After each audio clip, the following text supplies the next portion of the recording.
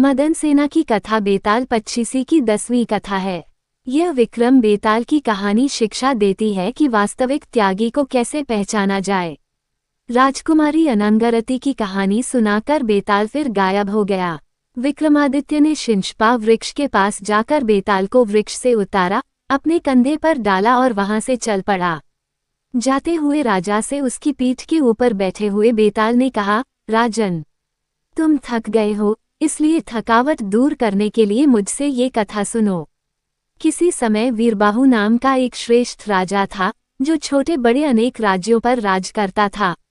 उसकी राजधानी अनगपुर नामक नगरी थी, जो वैभव व भव्यता में कुबेर की नगरी को भी मात करती थी। उसी नगरी में अर्थदत्त नाम का एक महाधनी व्यापारी रहता था। व्यापारी की 2 संतानें थीं।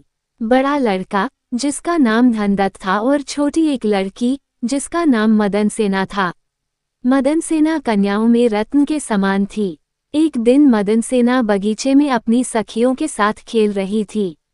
तभी धनदत्त का एक मित्र, जिसका नाम धर्मदत्त था, धनदत्त से मिलने पहुंचा। वहां बगीचे में अपनी सहेलियों के मध्य हंसी मजाक करती हुई मदन सेना को जब उसने देखा तो बस देखता ही रह गया।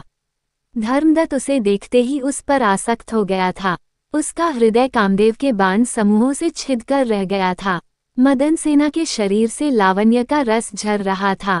उसे देखकर हठात ही धर्मदत्त के मुख से निकल गया, आह!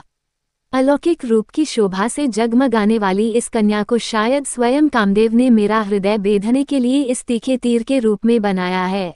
वो बहुत देर तक एक पेड़ की ओट से मदन सेना के रूप का रसपान करता रहा, और जब मदन सेना अपने घर के अंदर चली गई तो उसका मन उसे पाने के लिए व्यथित होने लगा। वो दुखी मन से घर लौटा और बिस्तर पर पड़ गया।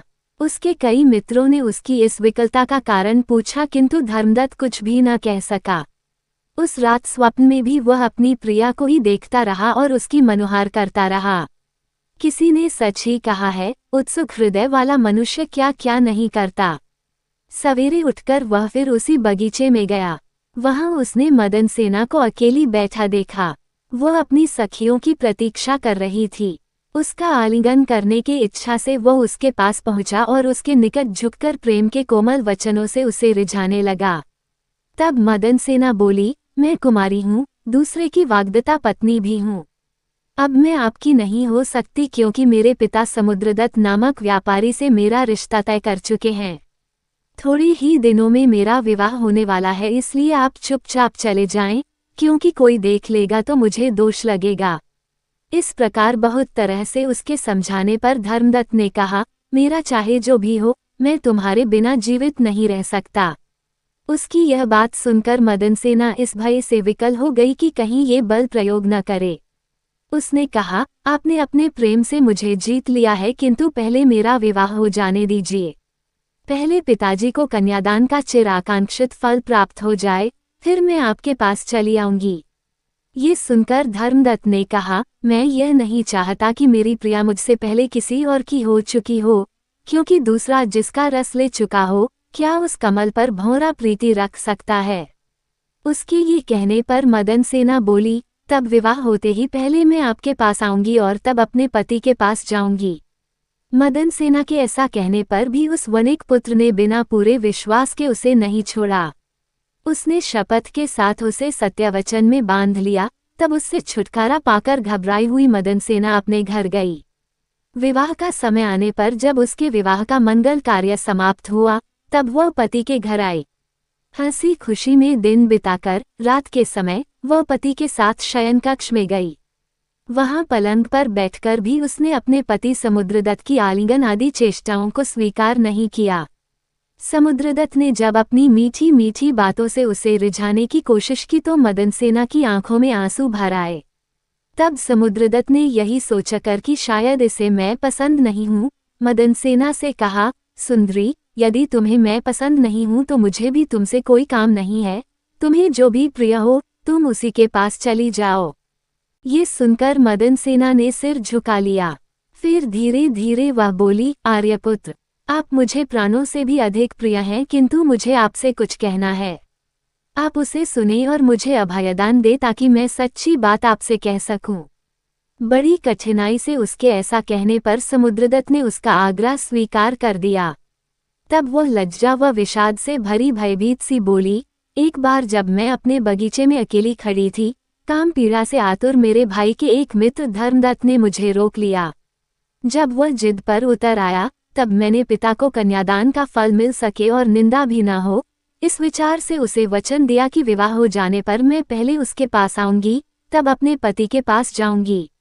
अतः स्वामी, आप मुझे अपने सत्यवचन का पालन करने की अनुमति दें।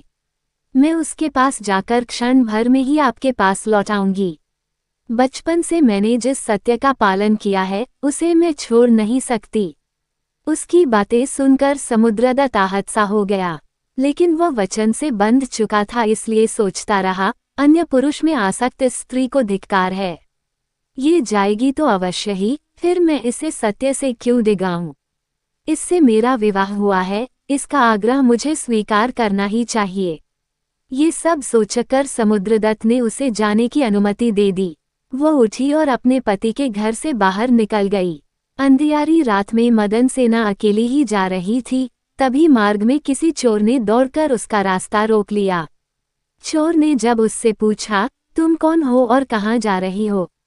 तब डरती हुई मदन सेना ने कहा, तुम्हें इससे क्या प्रयोजन? मेरा रास्ता छोड़ दो, यहाँ मुझे कुछ काम है। चोर ने कहा, मैं तो चोर हूँ, तुम मुझसे छुटकारा कैसे पा सकती हो? ये सुनकर मदन सेना बोली, तब तुम मेरे गहने ले लो। चोर ने कहा, अरे भोली, इन पत्थरों को लेकर मैं क्या करूँगा? तुम्हारा मुख चंद्रकांत मणि के समान है, काले केश नागमणि के मानिंद हैं, कमर हीरे के समान है, शरीर सोने जैसा है, अवयव पद्मराग मणि के समान है। तुम स्वयं एक जीती जागती अप्सरा हो, मैं तुम्हें किसी तरह नहीं छोड़ूंगा। चोर के ऐसा कहने पर उस वणिक पुत्री ने विवश होकर अपना वृतांत सुनाने के बाद उस चोर से प्रार्थना करते हुए कहा, क्षण भर के लिए तुम मुझे क्षमा करो, तुम यहीं ठहरो, तब तक मैं अपना वचन पूरा करके शीघ्र ही तुम्हारे पास आ जाऊंगी। मैं अपने इस वचन का उल्लंघन नहीं करूंगी। ये सुनकर उस चोर ने उसे सच्चाई पर अटल रहने वाली समझा और उसे छोड़ दिया। तत्पश्चात वह चोर वहीं रुककर उसके लौटने की प्रतीक्षा करने लगा। मदन सेना धर्मदत्त के पास पहुंची। वह मदन सेना को जी जान से चाहता था। उसे इस प्रकार रात्रि के समय अपने पास आई हुई देखकर उसने सारा वृतांत पूछा। सोचने के बाद वह बोला, मदन सेना, तुम्हारी सच्चाई से मैं संतुष्ट हूँ, लेकिन अब तुम पराई स्त्री हो, अतः इससे पहले कि तुम्हें कोई देख ले, तुम जहाँ से आई हो वहीं वापस चली जाओ। इस प्रकार धर्मदत्त ने जब उसे छोड़ दिया, तब वह उस चोर के पास आई जो मार्ग में उसकी प्रतीक्षा कर रहा था। चोर के ये पूछने पर कि तुम जहाँ गई थी वहाँ का हालचाल सुनाओ। मदन सेना ने वह सारी बातें सुनाई जो धर्मदत्त ने कही थीं। तब उस चोर ने उससे कहा, यदि ऐसी बात है तो मैं भी तुम्हें छोड़ देता हूँ। मैं तुम्हारी सच्चाई से संतुष्ट हूँ, तुम अपने गहनों के साथ अपने घर जाओ। इस तरह चोर ने भी उसे छोड़ दिया और उसकी सुरक्षा के लिए उसके साथ साथ चला। मदन सेना अपने शील की रक्षा कर सकी थी, इसलिए वह प्रसन्नतापूर्वक अपने घर पति के पास लौट आई। छिपकर उस सती ने अपने घर में प्रवेश किया और प्रसन्नतापूर्वक अपने पति के निकट गई। उसे देखकर जब उसके पति ने पूछा तो उसने सारा वृतांत उसे बतला दिया। समुद्रदत्त ने जब देखा कि उसके चेहरे की कांति कुम्हलाई नहीं है, न ही उसके शरीर पर किसी पर पुरुष से मिलने का कोई चिन्ह है और उसका मन भी शुद्ध है, तो उसने मदन सेना को अखंडित चरित्र वाली सती स्त्री मानकर उसका सम्मान किया। अनंतर वो उसके साथ सुखपूर्वक सफल दाम्पत्य जीवन निर्वाह करने लगा। उस शमशान में ये कथा सुनाकर बेताल ने राजा विक्रमादित्य से फिर यूं कहा, राजन, अब ये बतलाओ कि उस चोर और उन दोनों वणिक पुत्रों में से त्यागी कौन था? यदि जानते हुए भी तुम इस प्रश्न का उत्तर न दोगे तो तुम्हारा सिर 100 टुकड़ों में फट जाएगा। मौन त्याग कर राजा ने बेताल से कहा, हे योगेश्वर, त्यागी उनमें से वह चोर ही था, दोनों वणिक पुत्र नहीं। समुद्रदत्त ने उसके विवाहित होने पर ही उसे त्याज्य समझकर उसका त्याग किया था। वो कुलीन वणिक अपनी स्त्री को दूसरे के प्रति आसक्त जानकर भी कैसे अपनाता? दूसरे वणिक का हृदयावेग समय पाकर मंद हो गया था, फिर उसे इस बात का डर भी हुआ होगा कि सारी बातें जानकर उसका पति सवेरा होने पर राजा से कह देगा, तो राजा उसे दंड दिए बिना नहीं मानेगा। अतः उसने भी मदन सेना को छोड़ दिया। लेकिन चोर को तो कोई डर नहीं था, वह तो गुप्त रूप से पहले ही पाप कर्म में लगा हुआ था।